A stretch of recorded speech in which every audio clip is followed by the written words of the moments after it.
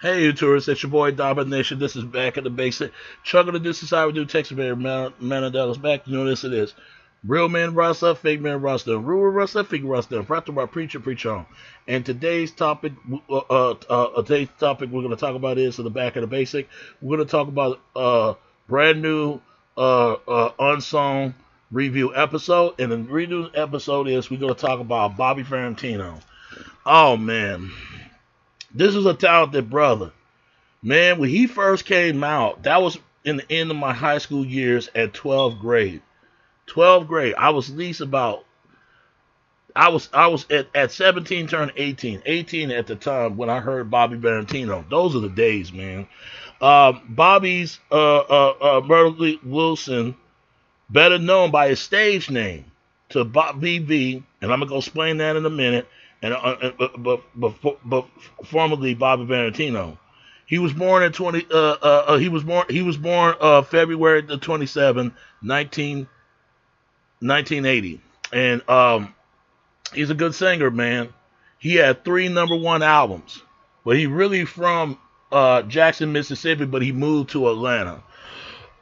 Showing his family, man, it was a blessing, man. His family, you know, and all that. And he had a sister, and his mom and dad, they were church choir folks, and this and that. And it's good he spent time with his family, his mom and his dad, for the music influence from him.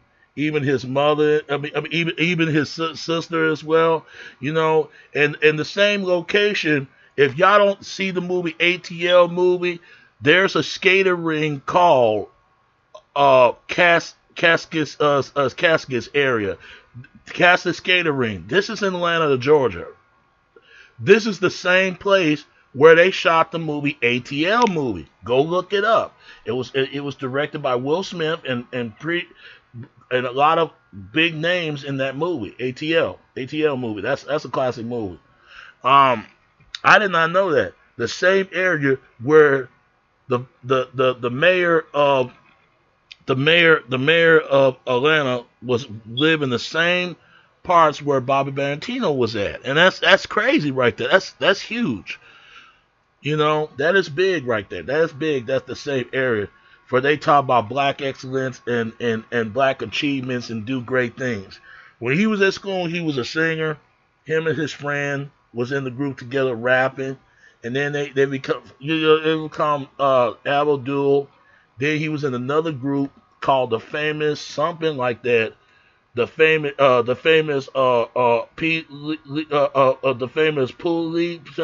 something like that. But then when he got into this other group called Mischief, they had a song called Blackberry Everlasting. That was a great song. When that record came out, it was big at the time. Bobby Valentino was 14 at the time. They were 14, 15 years old when this record was huge. I remember this song. I remember the song back at that time, before Bobby B become the name that he is right now.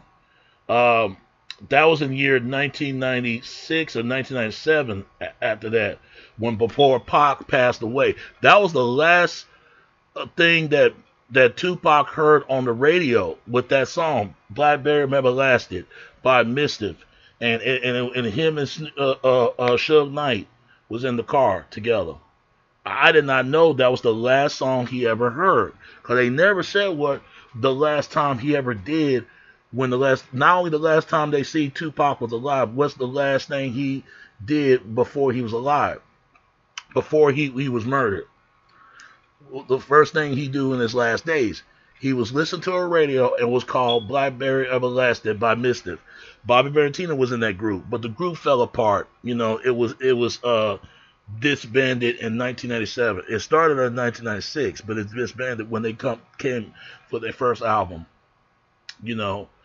What they were did, and that's when Bobby Valentino was working at the car wash selling T-shirt, and Pulva Daddy meet Bobby Valentino and approach him and say, "Man, why are you still working a car wash?" Because there's a way he was going to college, Clark University and stuff like that. Bobby was in the way, because before that group break up, he went to college. and Clark Atlanta University.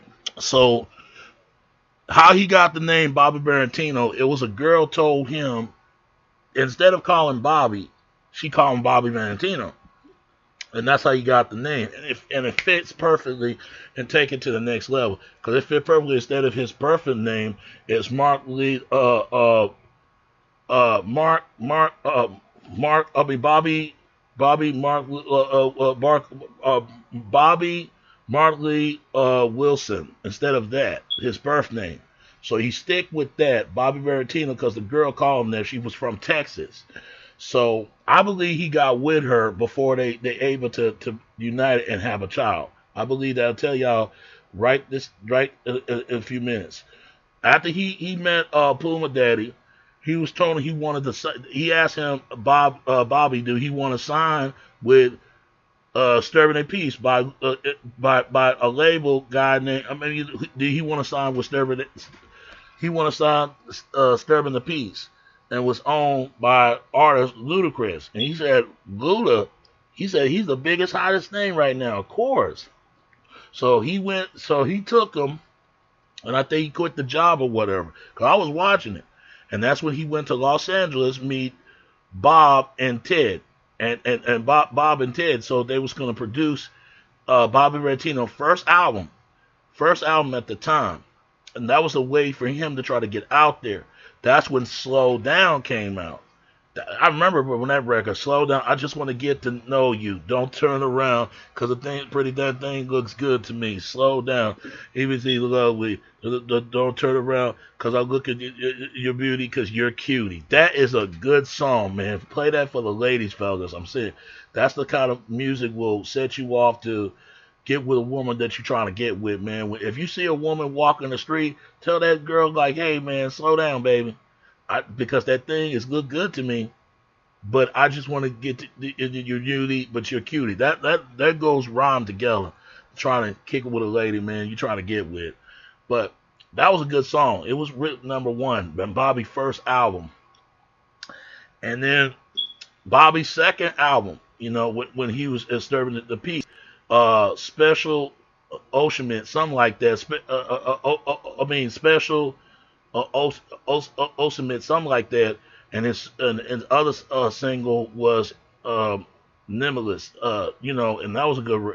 It was okay, but even in the songs like Tell Me and with Lil Wayne and all them, and that was a good record right there. Had bottom jeans, damn, he got some sexy women in his videos, man.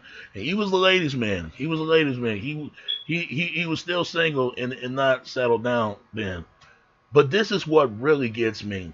When he put out his 2 albums that he did, he had to change his name. You mean to tell me that the person he went to college with gave him a name, Bobby Valentino, instead of his birth name? He had to change the name. Some guy from Europe. And his sister was talking about it when I was watching it, the episode. Going to sue him for millions of dollars for his name. He had to change it to Bobby Valentino to Bobby V. I'm going to say this to Bobby, that's your birth name, man. If that's your name, Bobby Tino, that's your name. Whoever this asshole is, he probably just a fucking nobody. Whoever the fuck he is. This is the problem in the music industry.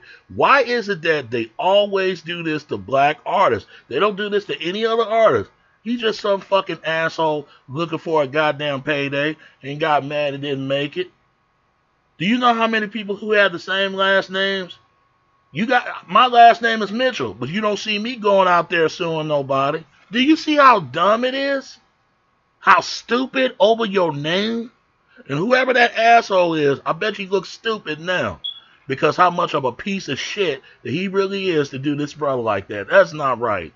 So Bobby B, even though you Bobby B, you still Bobby Valentino to me. Brother, keep doing what you're doing. It just don't make no sense. He had to change the name. They dropped him the label from Def Jam. Things didn't work in very right. And it was really sad.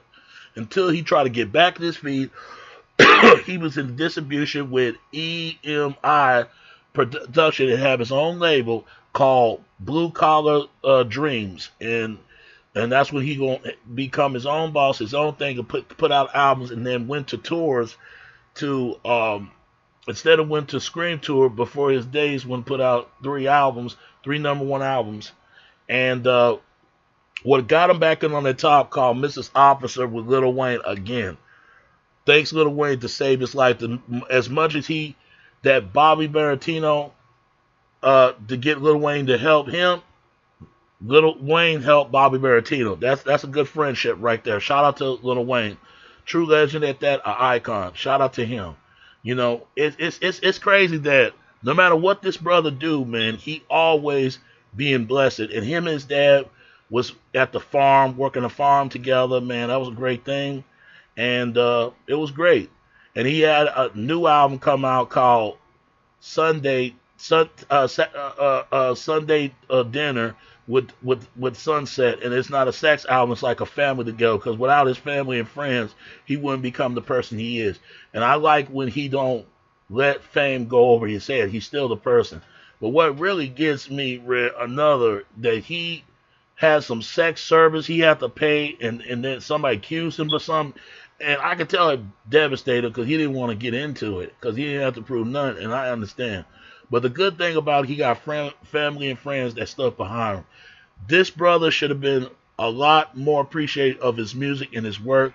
So thank you, Bobby Valentino, for the music. You helped me from my music, from my high school years to now, brother.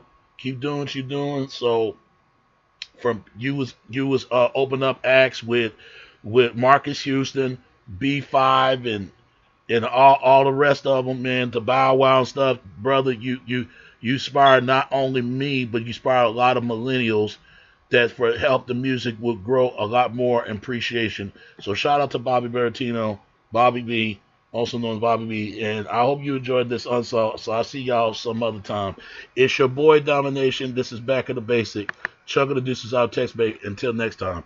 I like the episode, appreciate it though. And I see y'all again some other time. It's your boy Domination, Back in the Basic. Chuck of the Deuces out, text baby. Until next time. All right? Right. Peace. I'm out. All right. Peace.